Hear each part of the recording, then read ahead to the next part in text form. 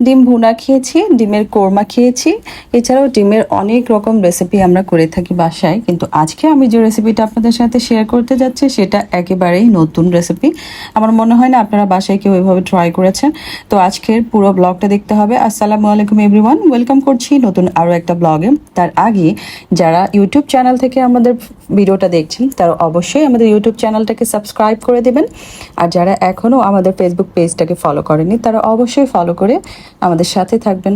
আজকের রেসিপিটা করার জন্য লাগবে সাথে কয়েকটা ডিম, soya sauce, tomato ketchup, vinegar, চিনি এবং মরিচের গুঁড়া।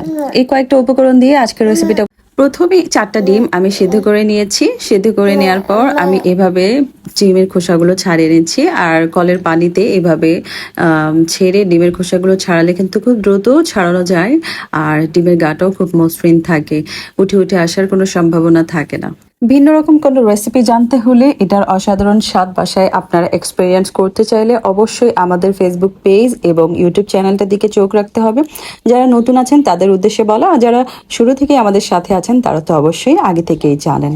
রান্না করতে গিয়ে এক্সট্রা অর্ডিনারি এবং এক্সেপশনাল কিছু করে ফেললে সেটা আমি আপনাদের সাথে ভিডিও ক্লিপ নিয়ে শেয়ার করে থাকি, যাতে করে আপনারাও বাসায় বিভিন্ন সময় বিভিন্নভাবে আপনাদের মতো করে মডিফাই করেও আপনারা রেসিপিগুলো ট্রাই করতে পারেন। ডিমটাকে প্রথমে আমি একটু তেলে ভেজে নেব জন্য একটা নাইফের সাহায্যে খুব সাবধানে আমি ডিমের গাটাকে চারদিকে একটু ছিঁড়ে নিচ্ছি, যাতে করে যখন ডিমটা ভাজবো তখন কোনো দুর্ঘটনার শিকার না হয়ে থাকে। এই রান্নাটাতে আপনি হাঁসের ডিম, মুরগির ডিম এবং কোয়েল পাখির ডিমও ব্যবহার করতে পারেন, সেটা আপনার পছন্দ মতো। আপনি যে ডিমটা দিয়ে রান্নাটা করতে চাচ্ছেন সেটাই করবেন।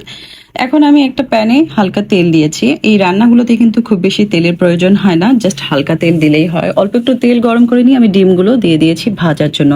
আরেকটি পাত্রে মশলার পরিবর্তে যে ইনগ্রেডিয়েন্টসগুলো আমি গ্রেভি তৈরিতে ব্যবহার করব সেগুলো নিয়ে নিচ্ছি। যা যা থাকছে, সয়া সস যদি আপনার বাসায় না থেকে থাকে আপনি স্কিপ করতে পারেন, কোনোই অসুবিধা নেই। নিয়ে নিচ্ছি আমি টমেটো ক্যাচাপ। আপনারা চাইলে এটা টমেটো ব্লেন্ড করেও নিয়ে নিতে পারেন, কোনো সমস্যা নেই। লাগবে চিনি, যেহেতু আমি আজকে যে রেসিপিটা করতে যাচ্ছি সেটার নাম sweet and sour egg curry, তো চিনি তো অবশ্যই লাগবে। এখন এগুলোর মধ্যে আমি একটু ঠান্ডা পানি দিয়ে একটা মিশ্রণ তৈরি করে নিচ্ছি। এখন সবগুলো উপকরণ খুব ভালো মতো মিশিয়ে নিচ্ছি। যেহেতু ডার্ক সয়া সস ইউজ করেছি, ডার্ক সয়া সসটা অনেক ঘন হয়ে থাকে, নয়তো তলায় জমাট বেড়ে থাকবে। নিয়ে নিচ্ছি আমি কয়েক ফোঁটা ভিনেগার। এখানে আপনারা ভিনেগারের পরিবর্তে লেবুর রসও ব্যবহার করতে পারেন একটা টক টক স্বাদ আনার জন্য, এবং কতখানি টক আপনারা খেতে চান সেটা আপনারা আপনাদের পরিমাণ মতো ব্যবহার করে থাকবেন।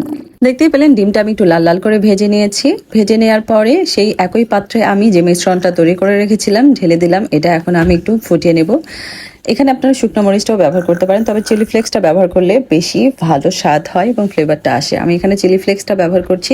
এটাও আপনারা আপনাদের স্বাদ অনুযায়ী যতখানি ঝাল কম বা বেশি খেতে চান, এবং এখানে ঝাল এবং চিনির সামঞ্জস্যটা বজায় রাখতে হবে। কোনোটার চাইতে বেশি হলে কিন্তু খেতে ভালো লাগবে না। আরেকটা জিনিস, সেটা আপনারা এখানে আপনাদের পছন্দ মতো আরও কোনো ইনগ্রেডিয়েন্টস অ্যাড অথবা স্কিপও করতে পারেন, কোনোই অসুবিধা হবে না। গ্রেভিটা যখন ফুটে উঠেছে তখন আমি ডিমগুলো দিয়ে দিয়েছি। তারপরে দিয়ে দিচ্ছি আমি এখানে তেলটা ভাজা তেল। আর ডিমটা যখন আমি ভেজেছিলাম তখন হলুদ কিংবা মরিচের গুঁড়া, লবণ কিছুই দিইনি, জাস্ট আমি শুধু ডিমটাই ভেজে নিয়েছি। আর এখানে এই গ্রেভিটাতে আমি আরও একটা ইনগ্রেডিয়েন্টস অ্যাড করেছি, সেটা হলো লবণ। লবণটাও একটু পরিমাণ মতো দিতে হবে। যদি আপনারা সয়া সস দিয়ে থাকেন তাহলে একটু কম পরিমাণে দিতে হবে, কারণ সয়া সসে প্রচুর লবণ থাকে।